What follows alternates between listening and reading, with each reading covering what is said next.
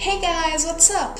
Today I have a different kind of video for you since I was tagged by RandomSummer613 to do the V-Day Harem tag video, aka my cute little Valentine's Day harem can't be this complex. I'll link to Lou's original video somewhere around here, maybe.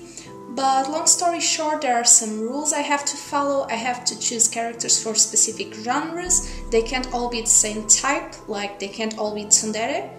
And I had to explain my choices without objectifying the character. There is a wildcard character that disregards rules 1 and 2. I should also mention that I'm playing this on hard mode, which means that I can't choose a character that was already picked by someone before me. Abby filmed her video first, so even though her video is not out yet, I made sure that my choices wouldn't overlap hers. Now let's get started. My first choice is Makishima Shogo from Psycho Pass for the mecha sci-fi category.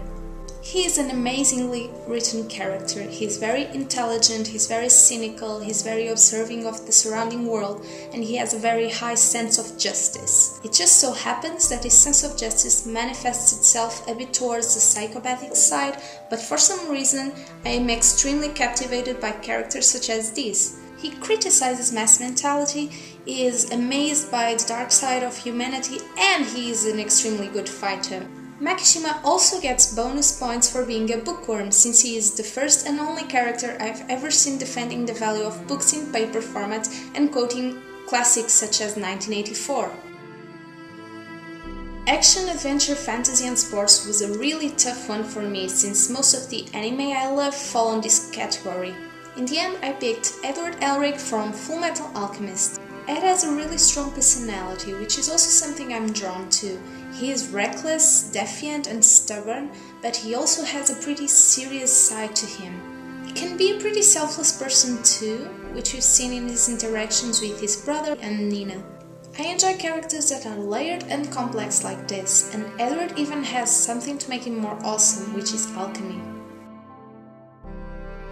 For drama romance, I picked Sanada Ryu from Kimi ni Todoke, because someone who had filmed before me had already taken my first choice.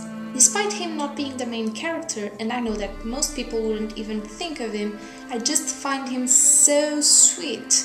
He's very calm and collected and keeps mostly to himself, but if you start paying attention to him rather than Kazehaya, you'll start noticing the things that he does for his friends and other people, and how nice he is in a very discreet manner. He's very patient and kind too, and he has a pretty good understanding of himself and the people surrounding him, which I kinda envy.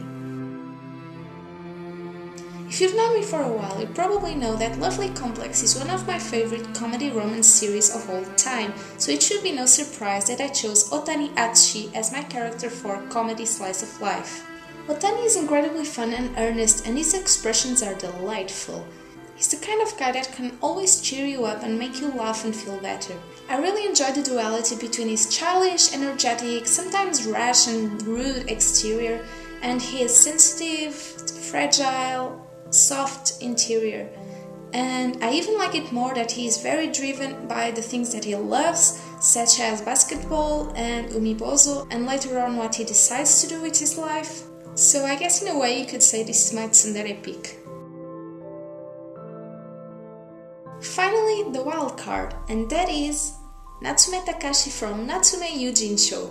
Natsume has instantly become one of my favorite characters of all time, and he was the only one I was sure would make this harem when I first started thinking about it.